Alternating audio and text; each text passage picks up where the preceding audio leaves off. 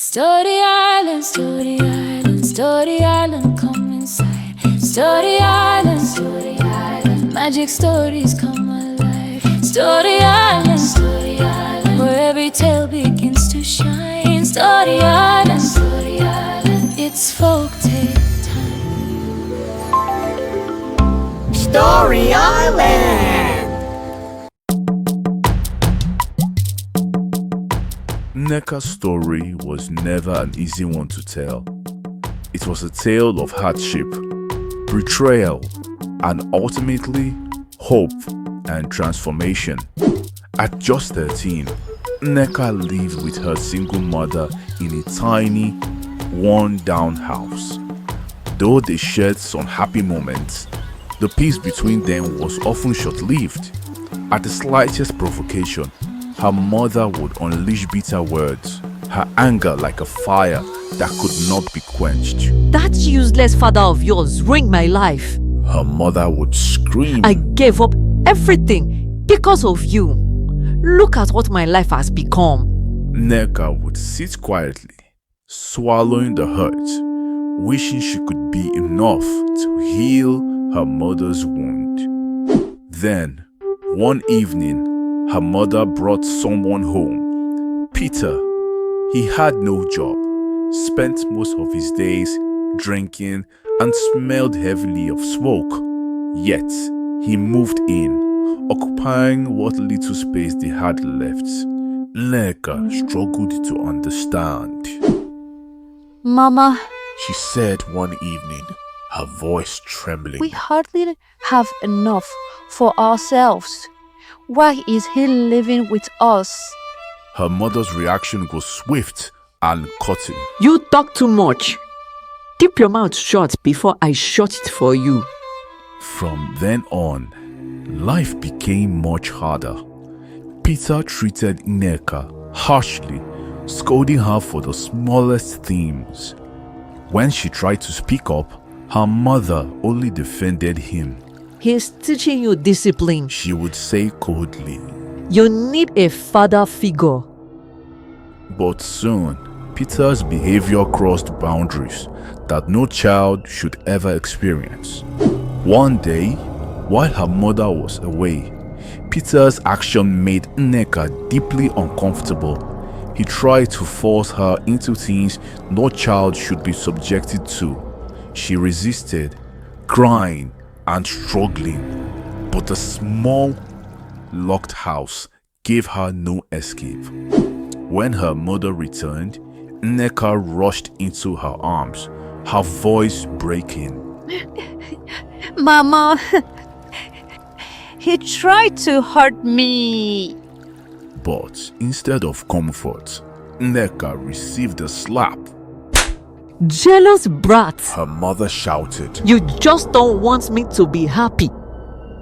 That night, Nneka slept outside, under the cold sky, with only her tears for warmth.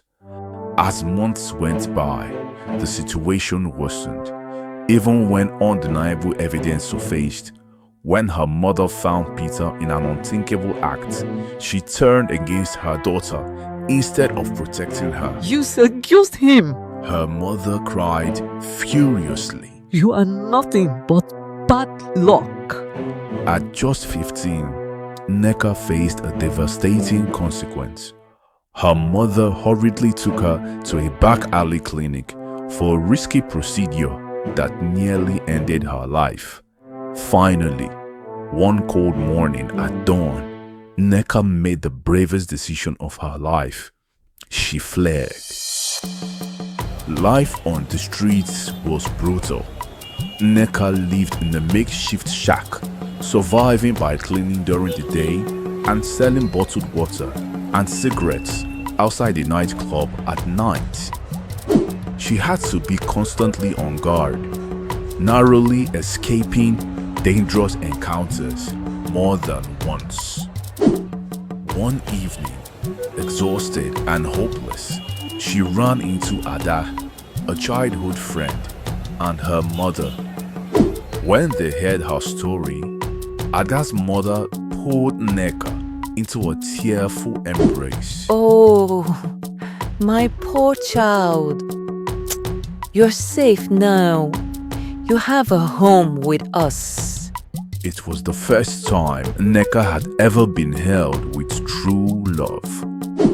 The woman kept her promise.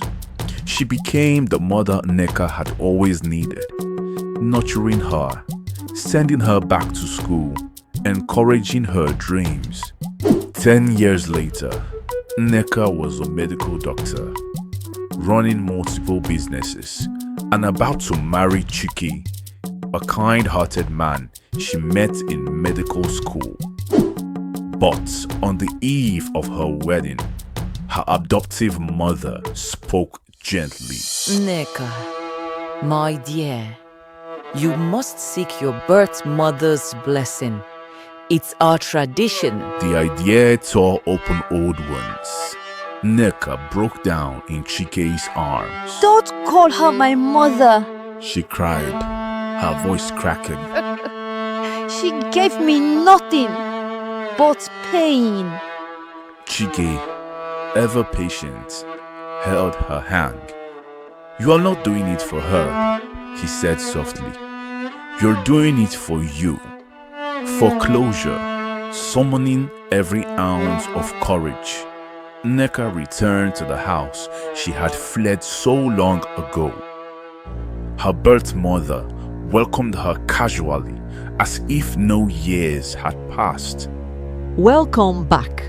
She said, smiling lazily. I'm glad you are here. I need money for my shop rent. It's time you start paying me back for raising you. Nneka's legs almost gave way.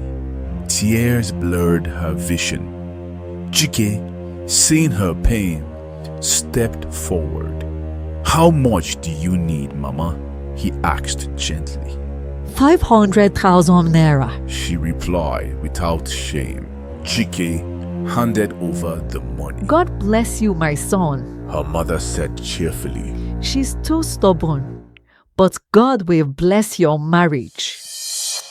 Nneka left with Chike by her side, determined never to look back.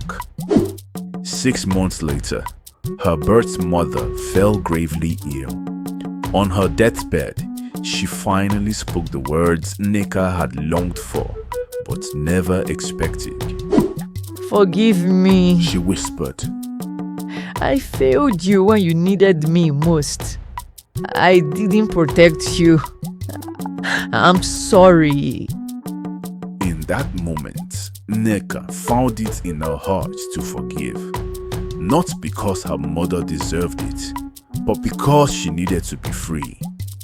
Today, Nneka runs the Light Foundation, a home for abandoned girls and survivors of abuse. She fights tirelessly to ensure no child suffers the way she did. Though some nights she still wakes in fear from the memories of her past, Nneka finds healing in helping others. Her scars have become her strength, her pain, the fire that fuels her purpose. Nneka's story teaches us, even from the deepest wounds, hope and healing can rise.